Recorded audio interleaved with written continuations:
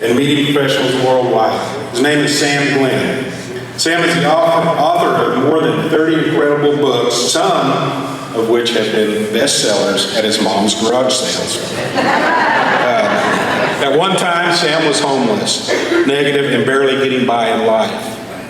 It was over a cup of coffee when a good friend gave Sam what he calls a positive kick in the attitude. This wake-up call changed Sam's life forever. Today, Sam travels the world inspiring audiences with his books, art, and speeches.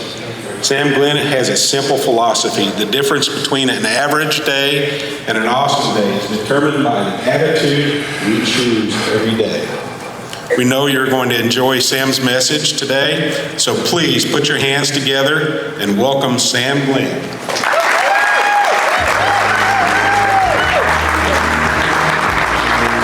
Thank you. Thank you. All right. How's everybody this morning? Yeah, how about the rest of you? Just finding wooden medallions everywhere. What's up with that? It was kind of interesting. Before I get into this 3-hour lecture, I want to let all of you know that wasn't it interesting having your event here in New Orleans? Anybody go for a walk?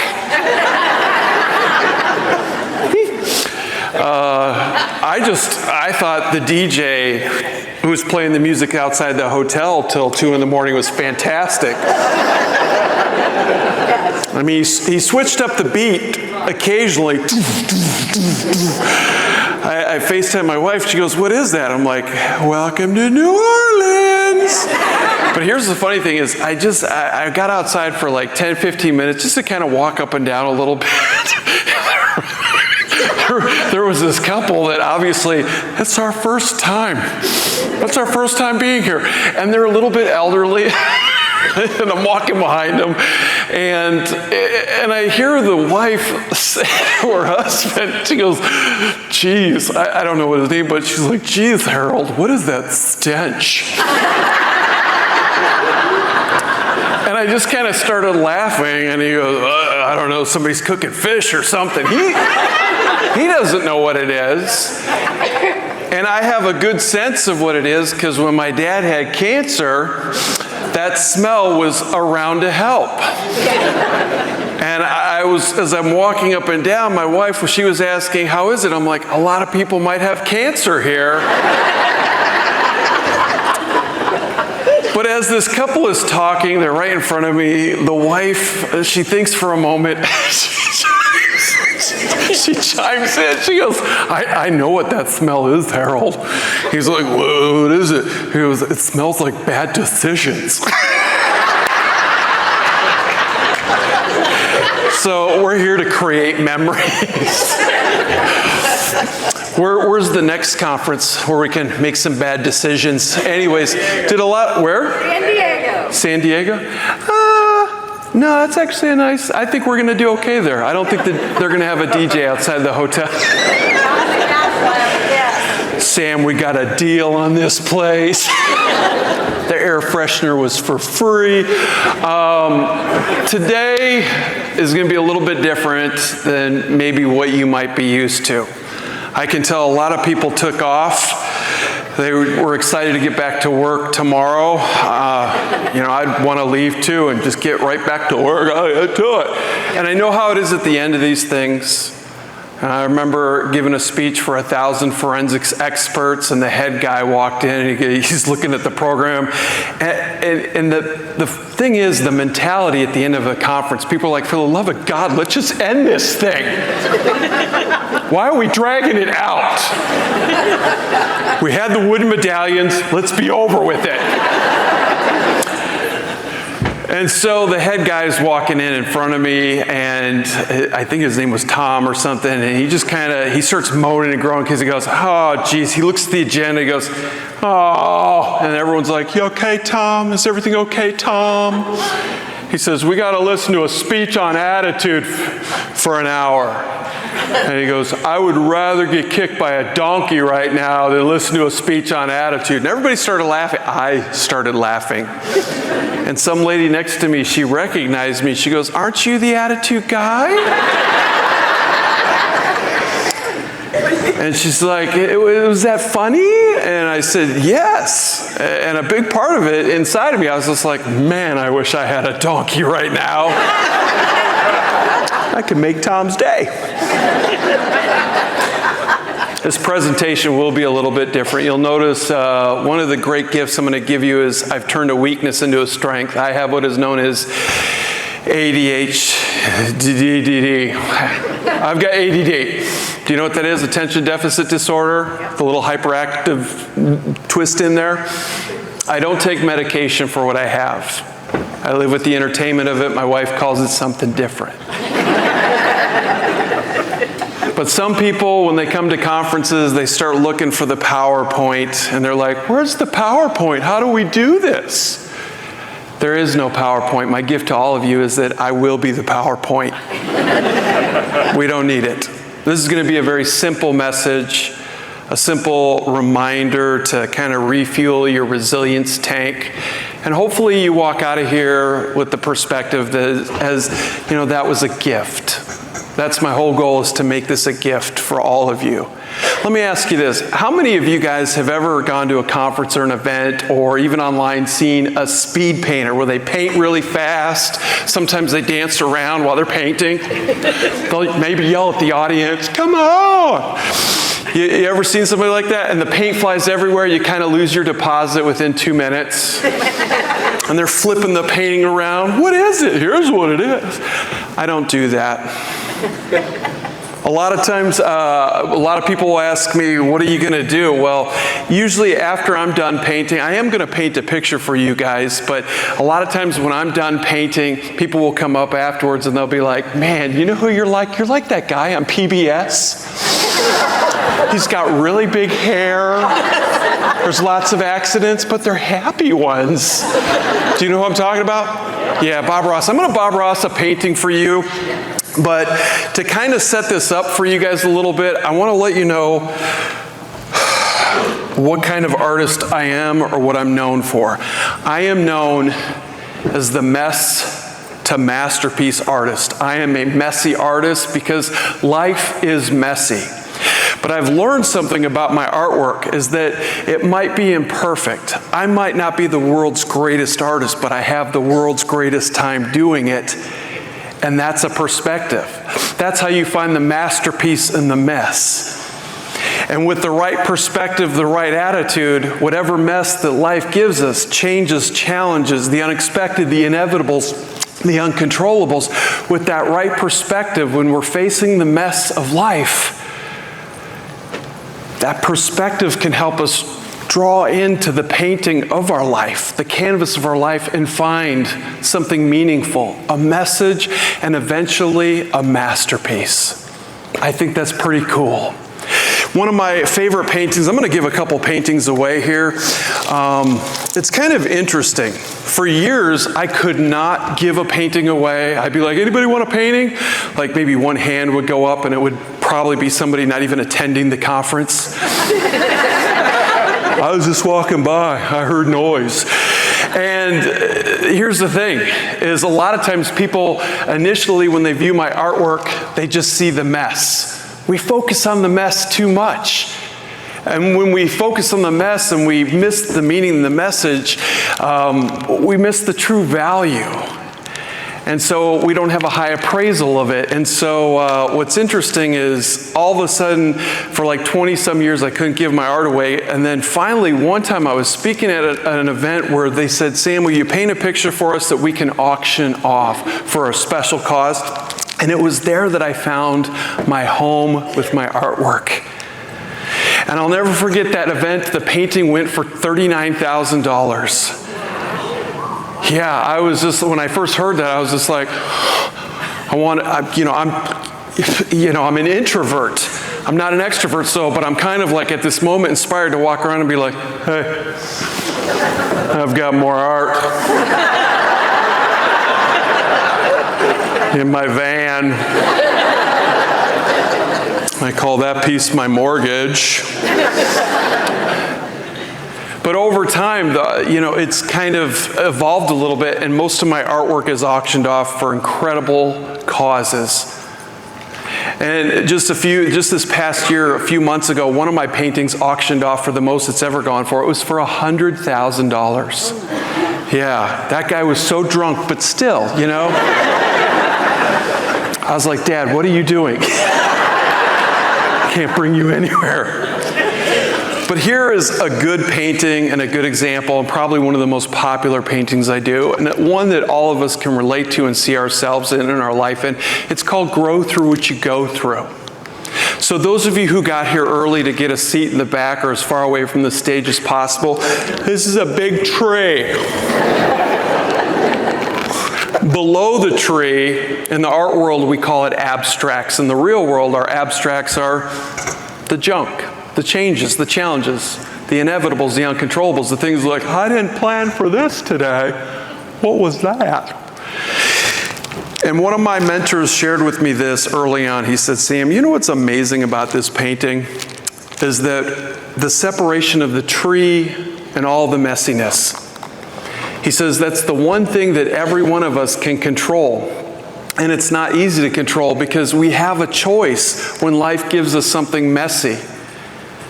He says we can become buried and bitter, or we can choose to use that and grow and become better.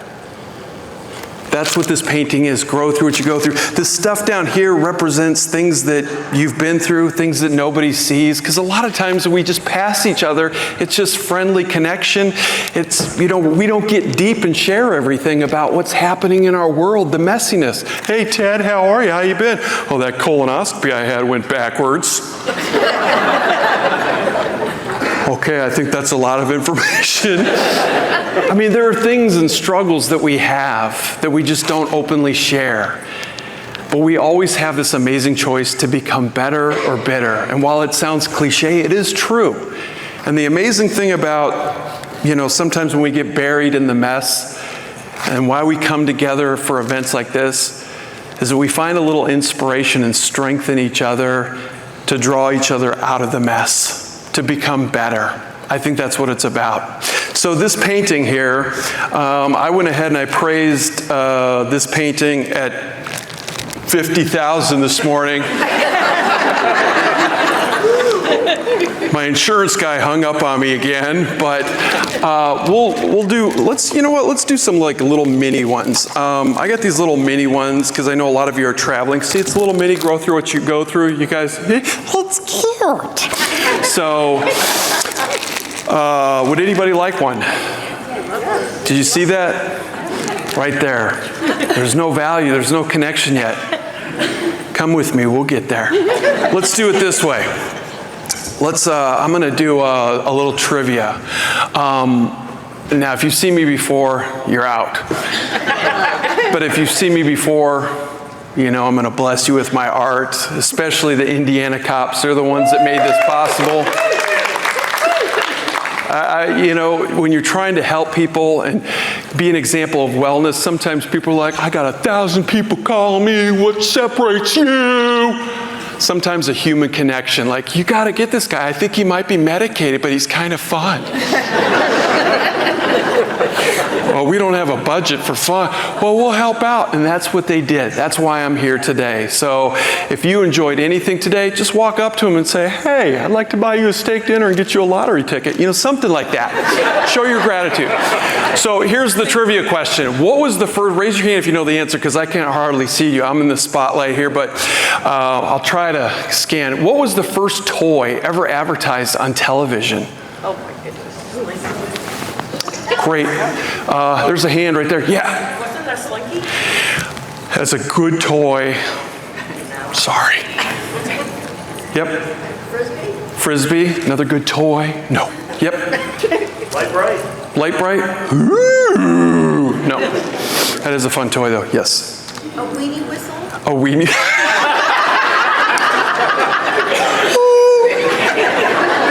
Hey, Bob, I see you got a weenie whistle, You know what I think we should do with that? Let's advertise it on television to the world. I think the world needs a weenie whistle. That's a great answer. And that's the first time I've ever heard anybody say that. And just because that answer brought me joy, I'll have a painting here for you right after. Hey,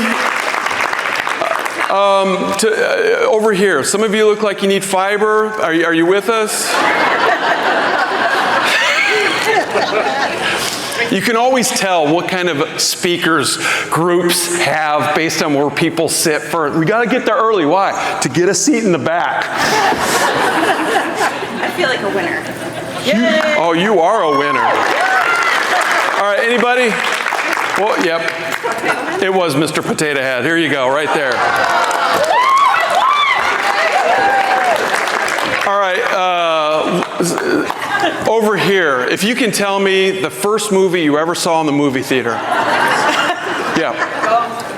What did you see? Gone with the Wind. Gone with the Wind? All right.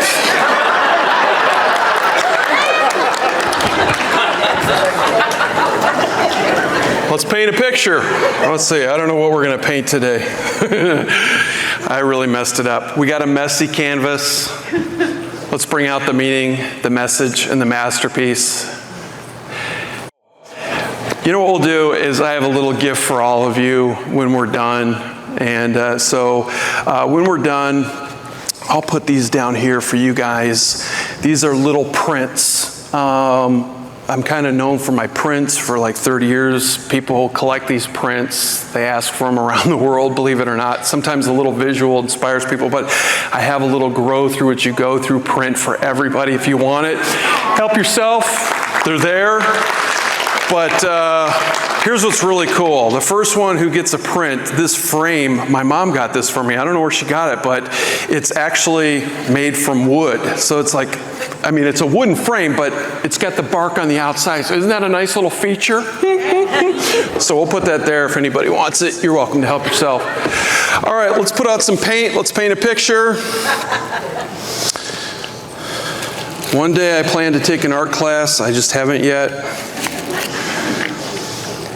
I decided the painting I'm going to do for you today doesn't have a lot of reveal to it. It might, but you probably can't see it yet, but it's in there. Anybody know what I'm painting yet? It's a buffalo. Some of you are like, I don't think so. Yeah, it doesn't quite look like a buffalo just yet, but that's because we're in the messy phase. But the reason I picked a buffalo for you guys is the buffalo is such an incredible symbol of resilience. Sorry for the sounds. Oh, do you have some gumbo? Good for you. All right. It was interesting. I was going through Yellowstone Park, and as I was driving through, it was absolutely beautiful in Wyoming, and I look out my passenger window. You know, you're just kind of I'm drinking coffee, the windows are open, it's beautiful. I'm just driving really slow, looking for animals, lions, tigers, and bears. But there's this massive, probably, I don't know how many tons these things weigh, or maybe 1 ton, I don't know, but it's this massive buffalo. And I was just like, look at that. And then I got around where there were more buffaloes. And some people do not know how to be around animals, especially buffalolos. People pull up to the buffaloes and you get somebody like, come on kids, get out of the car. It's like a big puppy. Anybody want to ride them? Go give them a hug. They got little legs. They're not fast. These are massive creatures of strength. But here's what I learned about the buffalo and why I think this message will resonate with you. Just a good visual reminder to be like the buffalo. Have that buffalo spirit into your, incorporate it into your attitude. Is that when it storms, it is the only mammal that has the DNA in their system that something tells them we're not running from the storm, we're not going all off on our own. They come together as a herd. They look out for each other when they feel threatened, and they all charge and go in and face the storm. That is resilience. They don't do it alone. They do it together. We are stronger together. It's a simple message. It's a simple concept of, hey, resilience is remembering that if we're going to do it, we have to do it together, but also at the same time, remember that it's a lot more exhausting if we try to run from the storms. That if we just face them a little bit with a little bit of resilience, we can grow, become stronger, and inspire resilience in others. So let's share a couple ideas on how to put this buffalo spirit into your attitude as I get rid of this mess. The first thing is this. Find one thing every day that gives you strength. One thing every day that gives you strength. Sounds simple enough. But here's what I've learned is that sometimes you might hear that little saying. Has anybody ever heard this little saying? One step at a time. Or you don't have to take on the whole staircase or the whole path, just the step in front of you. And while those are good sayings, what a lot of people might not realize is sometimes it is hard to even take one step. Some days you're like, oh, I don't feel it. I'm not going to do it. But if we allow the strength to add up every day, and it doesn't have to be something big, but something little. Gratitude. What is the one thing that brings you strength every day? Make it part of your routine so it becomes part of your DNA. That every day you're building a little strength into your life. And that when life gives you the storms, the unexpected, or the abstracts, what happens is that strength, it comes out, it serves you. And it's one of those things that strength becomes strength for others, family, kids, people you work with. Allow the strength to add up so you can take those steps and take it one step at a time. Because I think what happens is life sometimes hits us unexpectedly. We hear a good message, we feel inspired, and we think we're strong. But I think everybody in this room knows that life sometimes, the storms and the changes and the challenge come very unexpectedly. I was at the Chicago O'Hare Airport. I was almost to the bottom of the escalator. And I heard a voice behind me yell, "Here it comes!" And then the voice, I'm looking around, I didn't look up, I just kind of looked around. I don't know why, but when somebody yells, "Here it comes," you're not really thinking emergency. And then I heard him yell, "4!" I'm like, are you kidding me? And as soon as I turned up, this suitcase flew into me. I fell backwards. I am laid out. I have no idea what just hit me. I am so confused, so out of it. And this old man, this grandpa of a guy, he gets down there and he's standing above me. He goes, "Oh, looks like I got you." And I'm still confused by what happened. And I was just like, what was that? And he goes, "Well, that was a hard shell Samsonite suitcase." I'm confused by his communication. I'm like, why? And he goes, "Well, it was on sale, and my wife Dolores got it at a good..." He's going off in a whole different direction. And I was like, no, I'm like, what happened? He goes, "I lost control. I yelled it was coming. I even yelled 4. And the interesting thing is, this guy in this moment where I am absolutely laid out flat on my back, and people are just kind of walking by like, "Oh, he's taking a nap. Must live around New Orleans." So anyways, couldn't believe all the noise. People are like, "You know what, I'm just going to take a nap right here."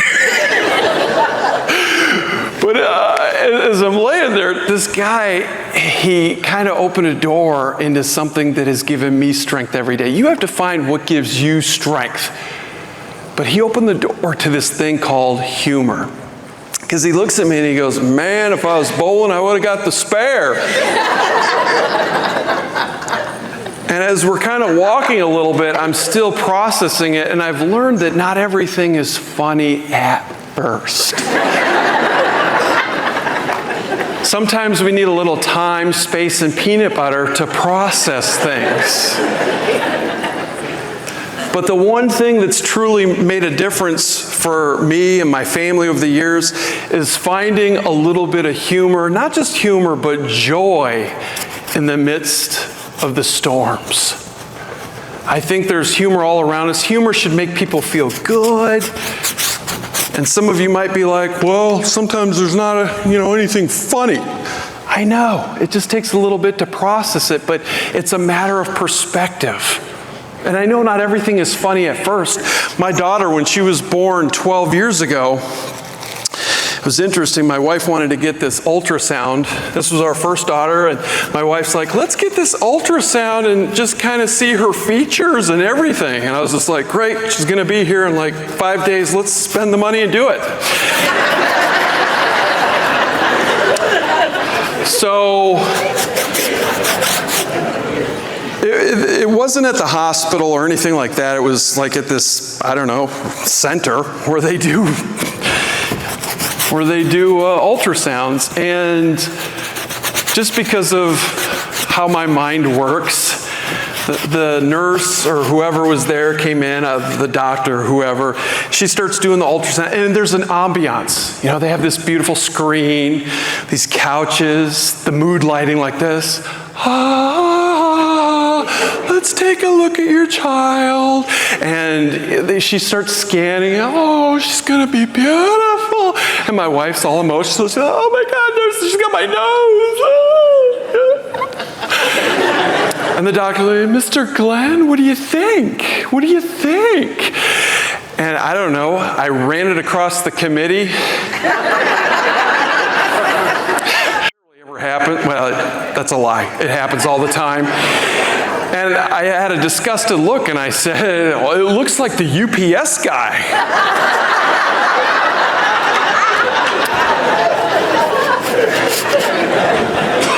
My wife knows how my brain works, and she gave me this very disturbed look, but I didn't realize that it would disturb the doctor or nurse even more. She kind of scooted her chair back. She's like, I'm going to give you guys a little time. A little bit of time. And I was just like, please don't go. Please don't go. My wife's like, what part of your brain thought that'd be a good thing to say? Every part.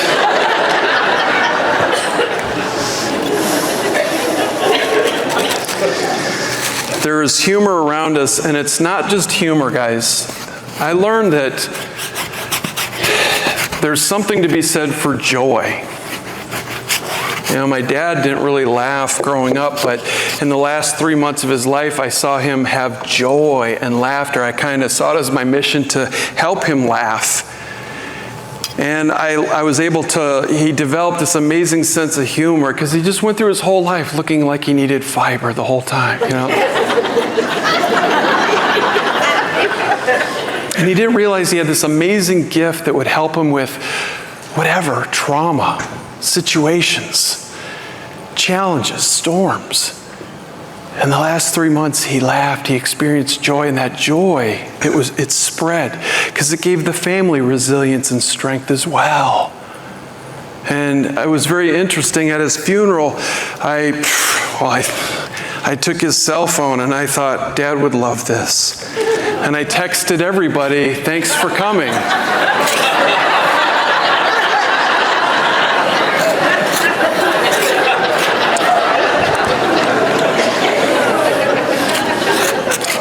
Not everything is funny at first.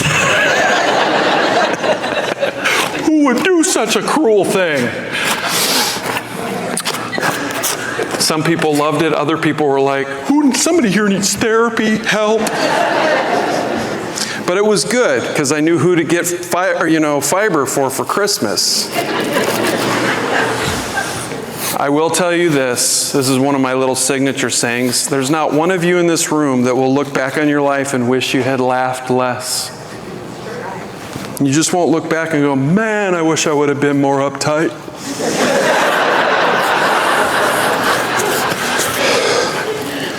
I mean, is it sexy? Have you ever seen somebody with an uptight attitude and thought,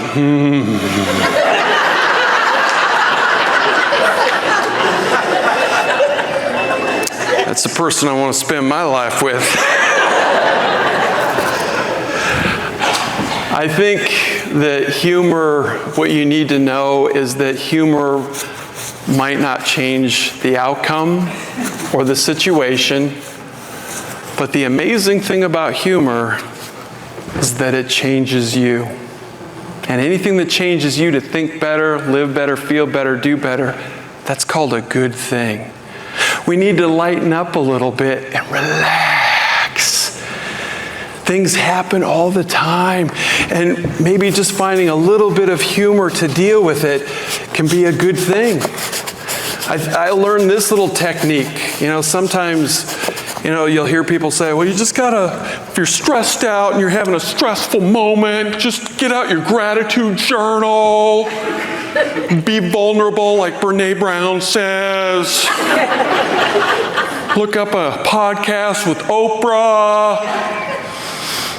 Those might work, and I don't want to belittle them. But when you face challenges or trauma even, we need something that actually can work and that's concrete, because just being in the midst of a challenge, I can't just pull out a notebook and be like, I know what the solution is. Let's start writing my gratitude journal.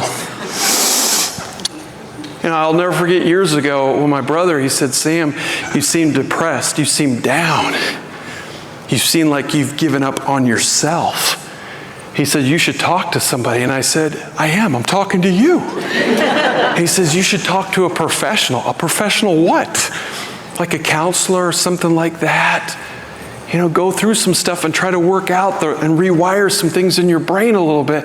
And I did talk to somebody early on. And I'll never forget the first time I went to go see a counselor to talk, and sort through trauma and things that have happened in my life growing up. And I was sitting there, and that poor lady, I was like, oh, God. What do you think of this trauma? I don't know. I think you're just supposed to sign in, and the doctor will come out.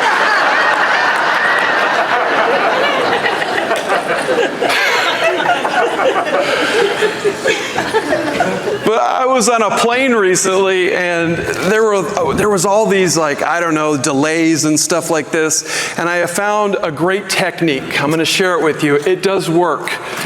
It's a little escape plan. Sometimes we're like, well, I need an escape. I can't handle this. This is driving me bananas. This is driving me bonkers. And I started thinking of, it was so stressful.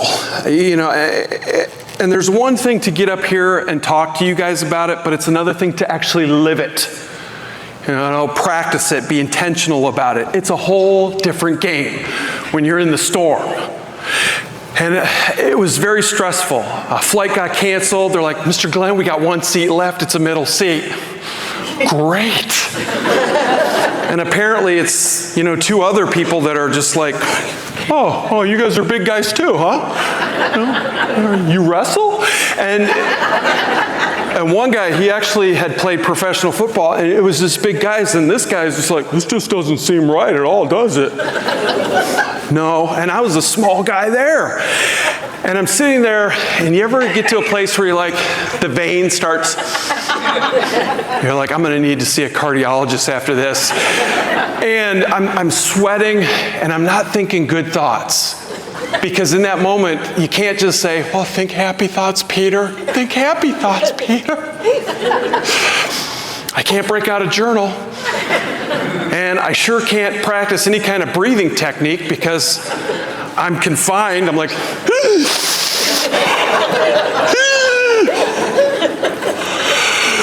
is anybody else having trouble breathing? Huh? And it just kept escalating. One lady I saw, I just kind of look over, and she comes out of the bathroom barefoot. The plane hasn't even taken off yet. I'm like, oh. germs. And there's always one person. Do you know this person? When they get on an airplane, they get on the airplane and they're just proud. They have to announce it. They have to narrate it. I never check my luggage. I carry it all on, and they're trying to shove it in the overhead bin. And this guy, he's just like, oh, here's my couch, Here's a canoe, and he's trying to slam the door, and the flight attendant's like, sir, that's going to break. You need to just let me help. And he goes, no, you just got to give it. And then it just broke right off. He goes, oh, I didn't see that coming. And I'm sitting there like, I did. In this moment, the question is, how do you find the good when it's not good? How do you turn a bad day into a better day when you know this is going to be a hard day? It starts with attitude first. You have to build and find that one little thing every day that gives you strength. For me, I'm just giving you what works for me. Humor does work. Next to gratitude, gratitude is awesome. It does, it's a light in darkness. But the one thing that helps me, that next to gratitude, is trying to find the lighter side, because it relaxes your whole system. And so I realized I can't control this. I can't get off the plane. I can't change my seat. Now we're delayed a half hour because I have to fix the bin because of this winter. And yeah, some of you are like, that doesn't sound great. Yeah, welcome to my attitude. Attitudes are contagious. I was not in a good place and I knew I needed to change. So I recalled something I learned and I heard, that if you go into your mind and just relax your mind and think of a story that brings you peace, love, or joy, you just take yourself into the story. And I took myself into one of the most happiest, funniest stories that happened to me. My first daddy-daughter dance. I took my daughter, we live in Fishers, Indiana now, but we were living in Carmel, Indiana, and I took my daughter to this place called Jack's Donuts. And they always had a line out the door, I can't find my paintbrush. They always had a line out the door on the weekends, and I've got my daughter, she's 3 years old. 3 years old.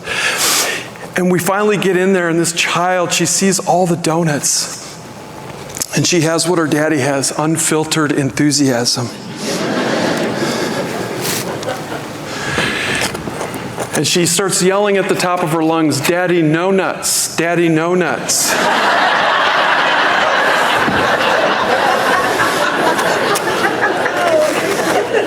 Yeah, you hear all that laughter just now? I heard that too. And that's the thing, is that as a parent, you learn to translate. I knew what she was saying. I just didn't know I was in a room filled with a bunch of sickos. And my daughter laughing hysterically, looking at us. And I was a new dad, so I tried to play it off. I was just like, honey, where's your dad?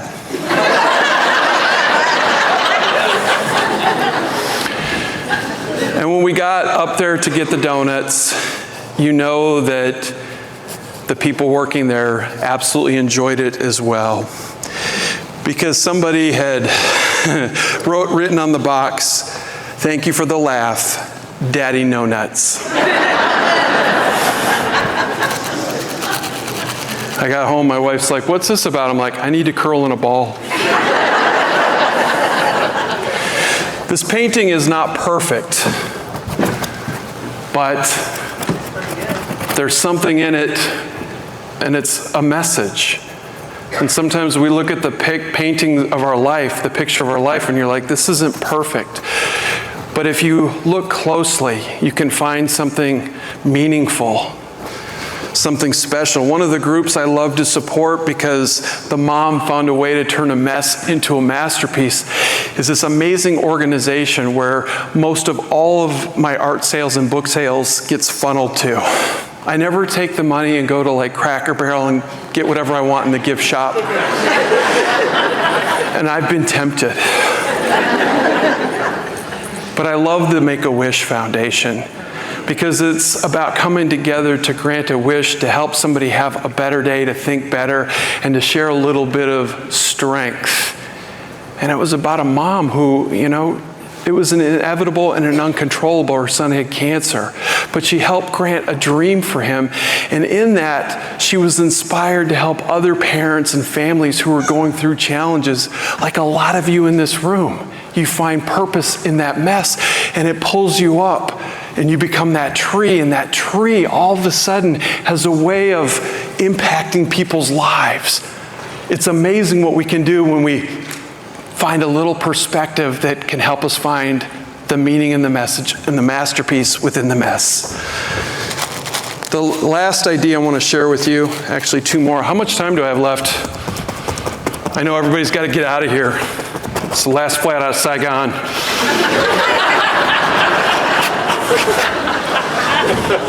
I don't know what time I came up here. I'm usually good with time management. My Minnesota Vikings are not. They are not. Anybody from Minnesota here? School! Attitude's contagious. If you go to any NFL football game, everybody always says going to a Minnesota Viking game is one of the best places to go. Even the fans. You can meet with the fans and just fellowship with them and know that my life is not in jeopardy. But they're the only ones that have that courageous thing and prove that attitude's contagious. They started off, school. And you might not even be a fan of the Vikings, but you're like, I love it. Attitudes are contagious. Is yours worth catching? I truly believe that we lift ourselves up when we choose to lift others up. Attitude, here's what I've learned about attitude. Attitude is the main thing that impacts everything, and here's your formula for attitude.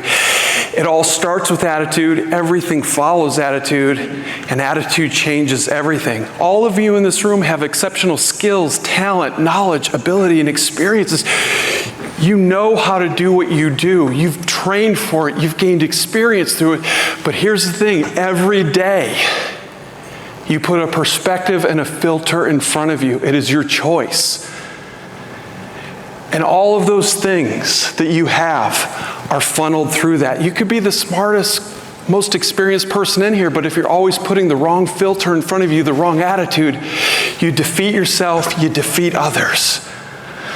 I truly believe that attitude is not a mood, it is your message. Attitude is your message. And when we choose to lift others up, inevitably, somehow we lift ourselves up. I really believe that a little bit of kindness makes a difference, because sometimes we hear time, talent, and treasures. That's what makes a difference, and it does. But the greatest gift that any one of you in this room, that anybody at any age can give anyone, here it is. The empowerment, encouragement, and example to think better. Think about the moments where your mind was overwhelmed, but then you had a little break from that and you were thinking more clear. That your mind was all of a sudden, what was once filled with fear and anxiety is now filled with faith and resilience and optimism.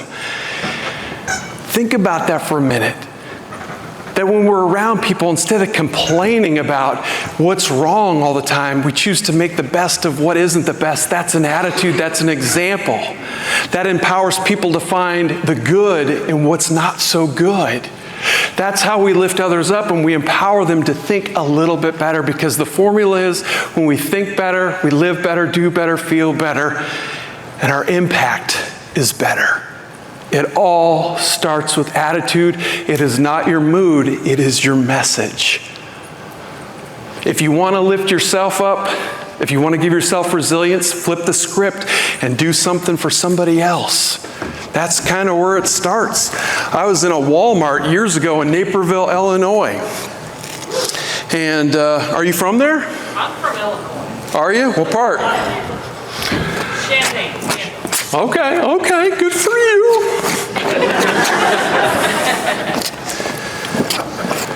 Right next to Indiana, our business.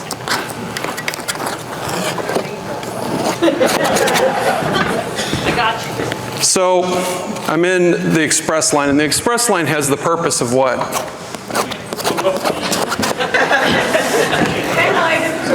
Moving. It wasn't moving. And here's what happened. There was an old guy. He didn't look good. He almost looked very toxic. And he was moving very slowly. And sometimes you have that discernment, like, I don't know if things are going good for this person. And I got that impression, but the line was not moving. And the lady who was two people in front of me, she was just like, kind of the narrator of the situation. What kind of Walmart is this? It's the bad one. This is the one where the Christmas spirit goes to die. Welcome. And this old guy, his back is hunched over. He looks sad, depressed, like life had hit him hard. And that's the thing, is sometimes we don't know what's going on in somebody's life, what their story is. And every one of you in this room, with your attitude, you become a co-author to somebody's story. So when somebody's attitude isn't working, one of the great things that you can do is give them some of yours. And in doing that, you'll lift yourself up. It does bring resilience. And this old man, his back is hunched, and the lady behind the register, her job is to, keep that line moving. But she recognizes this guy's having a tough day, and she looks at him and goes, "Sir, you having a good day?" And he just mumbled. He goes, I'm sitting there holding my Jell-O and deodorant and plunger, and I was just like, somebody's having a tough day.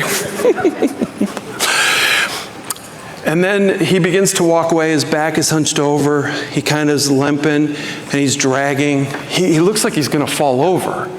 He's got no color in his skin. And the lady behind the register, she goes, "Excuse me, just wait 1 second." And she calls out to the old man. She goes, "Excuse me, sir, sir, sir." The old man turns. "Yes. I was wondering, have you had a hug today?" He's like, "No." She's like, "I'd like to give you one of mine because they're good." I'm standing in line. I'm like, "Oh, this is new. They're giving out hugs at Walmart." She walks behind, she leaves the register, and she goes up to the guy, and she just embraces him and, squeezes the ever-living Charmin out of him. And all of a sudden, a transformation happened. And here's what you got to know. Attitudes are contagious. They're transferable. It's not a mood. It's your message. All of a sudden, his back straightened up. A smile appeared upon his wrinkled face. She created a story, an impression that changed the direction of his day. She gave him a little bit of her strength. She lifted herself up by lifting somebody else up first. She walked back behind the register, and that one lady who was narrating the whole thing, she's still narrating. She turns around to everybody waiting in line. She goes, "Wasn't that special? That was special." And somebody yelled, "I think you're special," Things got a little weird. And it was funny because there was a bald-headed guy, the kind of guys that shave their head. He had shaved his head, and he was so upset that we weren't moving. His head was turning different colors throughout the period of our waiting. But all of a sudden, he turns back to me and he goes, "Hey, you think we're going to get one of those hugs?" I looked down and I said, "Hey, brother, I'll give you a hug." He goes, "Let's not talk," Apparently, I know how to create uncomfortable moments. And when I stepped up, I was so curious, and a very ADD thing is sometimes we put things out there without thinking. And I said, "Does Walmart pay you extra to hug weird-looking men?" referring to the old guy. And she just stops, starts laughing, puts her hand over my hand, and she goes, "Why, do you need one?"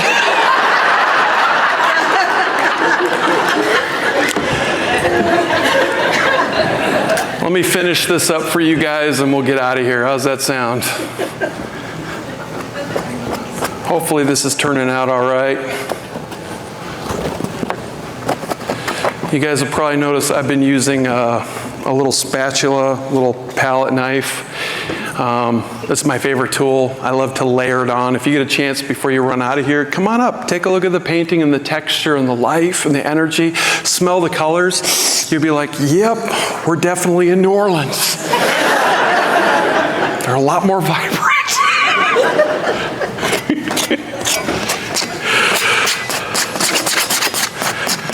Let me close with this story.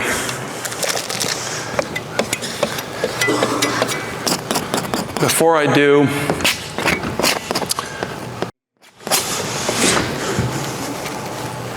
I only say that I was at an event in Texas and the guy got up after me. He's like, we're going to hog tie this. I guess that's wrapping it up. And I was in the back and my wife's like, how'd it go? I was like, they're going to do something to a hog.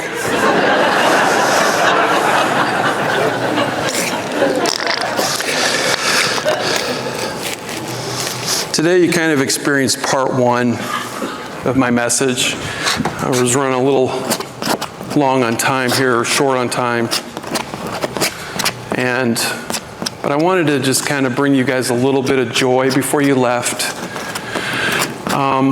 When we're done, before I share this last little story about attitude, my little mess to masterpiece story, it's kind of my signature closing. Come on, I'm trying to get that eye right. How's that look? Is that all right? I don't know. I should take an art class. Anyways, before I close with this story, I have these little prints up here. You're welcome to help yourself. If you didn't like my session today, you should send me an email.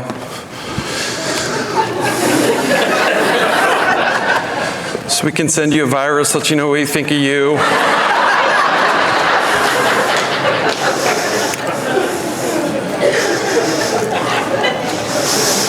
Somebody complains about a speech on attitude. What does that really say? I don't know where that guy gets off trying to make my life more joyful and happy. I just take issue with that. But I brought some of my practice artwork. And what's really special, this isn't going to be special to you guys, but it's special to me because I've been speaking professionally for 30 years and it's kind of been a staple to bring my practice artwork and discount it, and all the proceeds go to a special cause, mostly Make-A-Wish. But I'm at the place where, you know, this might be one of the last events that I bring my artwork because I'm getting older and more lazy. And people always ask, why don't you bring your books? I'm like, you want to carry them? They're heavy. But I have some amazing artwork over there, and it's like, you know, I don't sell it on my website. I usually don't have a lot of art on my website ever, but I brought the Grow Through What You Go Through paintings, and there's several over there. I do have some little buffalo paintings and lion paintings.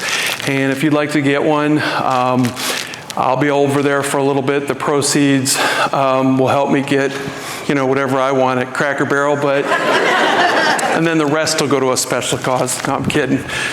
But again, I want to thank all the leadership and everybody that was involved in this and having me and having this little special moment, and the Indiana C.O.P.S chapter. Thank you guys so much for that, for making this happen.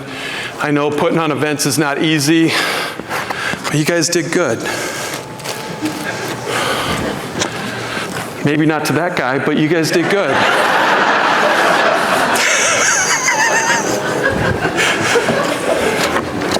I wish I had more time with you, but I want to leave you with my signature story, the mess to masterpiece story. I never set off to be a motivational speaker, and I shared this at the C.O.P.S Indiana chapter, their event, to help them raise money for their cause. And I crammed 4 years of college into 5. And I got an associate's degree.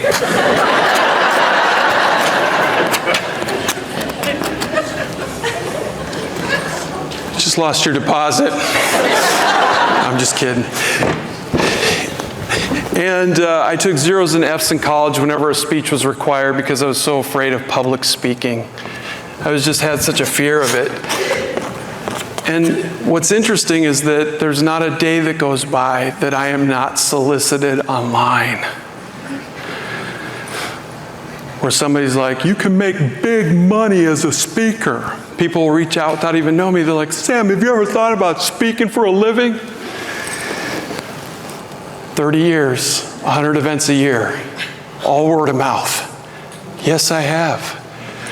But you know what? That throws me because, people ask me all the time, what do you charge and stuff?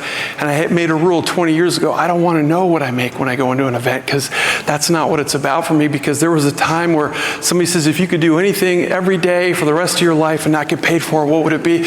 And it would be just to encourage people, to share my special gift, to be that example that all of us can do that.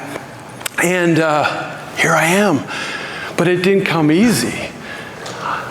I started speaking because I saw so many people around me in pain. And I was afraid of public speaking. I just wanted to encourage people and bring joy to their lives.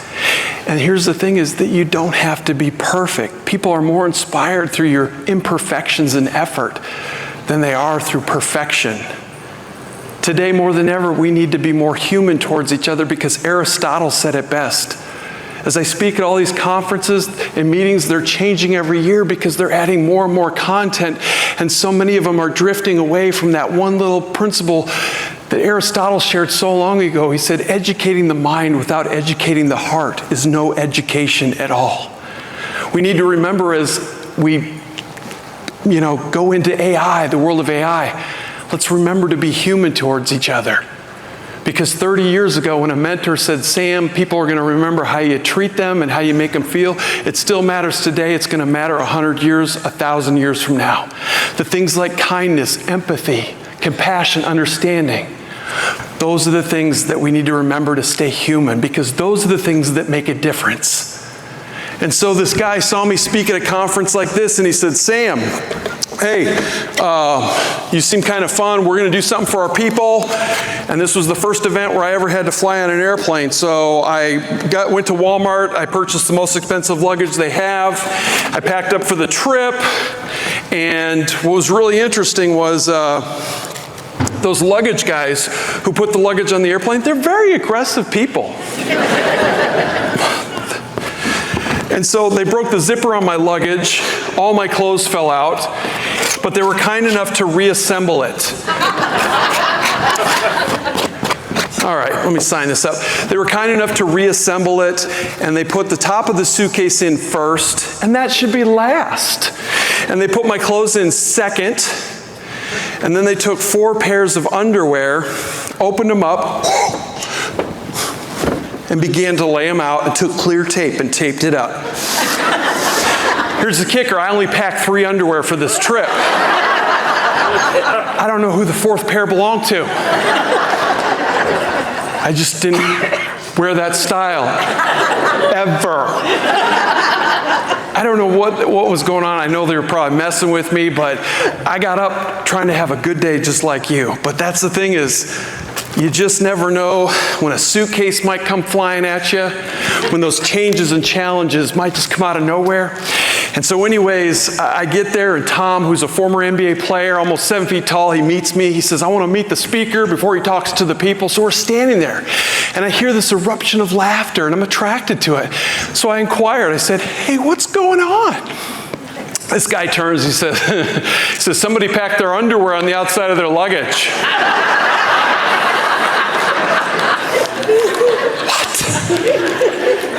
You ever get that vibe? You're like, please, God, don't be me. Please, God, don't be me. And it's coming around. I was like, oh, my gosh. And Tom was just like, Samuel, is everything okay? I was just like, it's going to be a bad day, Tom. And I pulled him aside very discreetly because I don't know what happened. And I said, hey, I just met this stranger, this guy. I'm like, that was my luggage.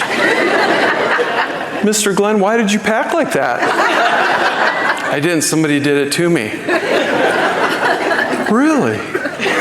And And I said, not all those underwear are mine. Well, whose underwear are they? I don't know, maybe a new friend. And he's like, do you want me to grab it for you? And I said, you know what, let's wait for people to leave. Nobody's leaving. Everybody wants to see who the underwear packer is. Goes around 15 times.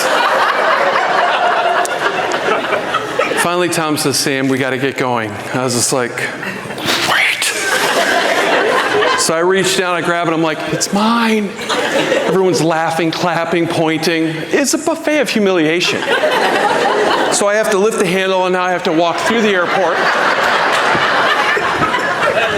Heard one person, Mike, can I take a picture with you? And I felt like I failed. I felt like, well, my career's over. I'm embarrassed out of my mind. And anyway, quiet for a minute.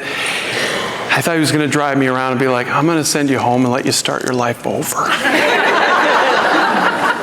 Because you probably should. Like a true buffalo, looking over their herd, giving them strength, Tom put his arm around me, pulled me in, and shook me, and he goes, Samuel, that was awesome.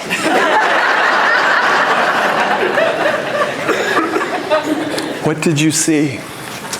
I was here in the mess. I only saw failure, embarrassment, defeat, anxiety, fear, fingernail sensitivity. And Tom was up here and he pulled me out and he goes, Sam, we've been hiring speakers for 20 years and they're all fantastic. But he goes, in 20 years, I've never seen anybody live their message in real life the way you in your underwear lived it today. And he was just like, I wish everybody could see this. And I was like, I don't. But that's the amazing thing, is that happened almost 30 years ago, and that day was a mess. And do you want to know the masterpiece of that whole story?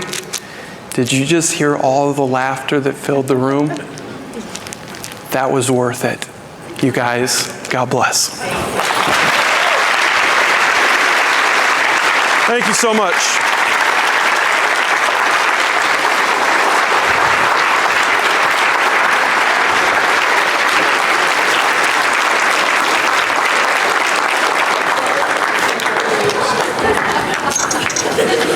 Nope, go ahead.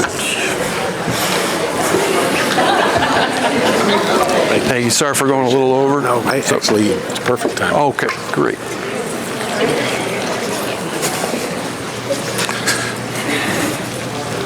I wish I was that talented.